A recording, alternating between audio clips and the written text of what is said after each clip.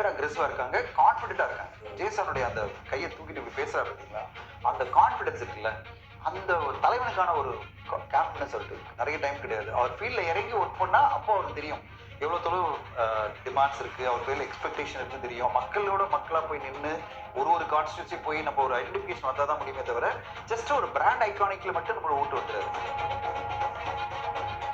சொல்லும்போது எனக்கு அப்படியே ஷாக் ஆயிடுச்சு. That sense a signal to the political parties. எல்லாருக்கும் ஒரு சிக்னல் வருது. அப்பா அண்டர் எஸ்டிமேட் பண்ணாதீங்க. அண்டர் கரண்ட்ல ஒன்று நடந்துட்டு இருக்கு. மக்கள் மத்தியில் அப்படி எப்படி ரீச் ஆயிட்டு இருக்கு. விஜய் சார் ரொம்ப சீரியஸான ஒரு பொலிட்டிஷியன். அடுத்ததா ஏடிஎம்கே ஒரு பெரிய மெசேஜ் என்னன்னா 23% ஆயிடும்பா, ஈக்குவல் ஆயிடுவா விஜய்க்கு அப்படின்னா அவங்களுக்கு எவ்வளவு பெரிய பிரச்சனை ஆயிடும்.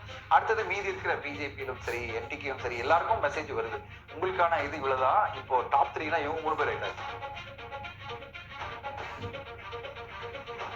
உண்மையான இது என்னன்னா டிசாட்டிஸ்பேக்ஷன் தெரியுமா, மக்கள் மத்தியில எனக்கு தேவைப்படுற விஷயங்கள்லாம் கிடைக்கல இந்த அரசாங்கத்துக்கு இருந்து, இன்ஃப்ராஸ்ட்ரக்சர் டெவலப் ஆகல, நான் எதிர்பார்த்த வளர்ச்சி கிடைக்கல அப்படின்னு வந்ததுனால தான் அதிருப்தி அதிகமாகும். ஆனா அவங்க பல விஷயங்களை பண்ணிட்டு இருக்காங்க திமுக அரசாங்கம். அதனால அப்படி மக்கள்லாம் சாட்டிஸ்ஃபைடா இருக்கும்போது ஆன்டி இன்கம்பன்சி இல்லாத போது எப்படி ஒரு பெரிய மாற்றம் வரும். ஓகே, அப்ப இவர் என்ன மாற்றத்தை கொண்டு வர போறாரு, அவங்களுக்கு ஒரு மாற்றம் என்ன கொண்டு வர போறாரு, மாற்றம்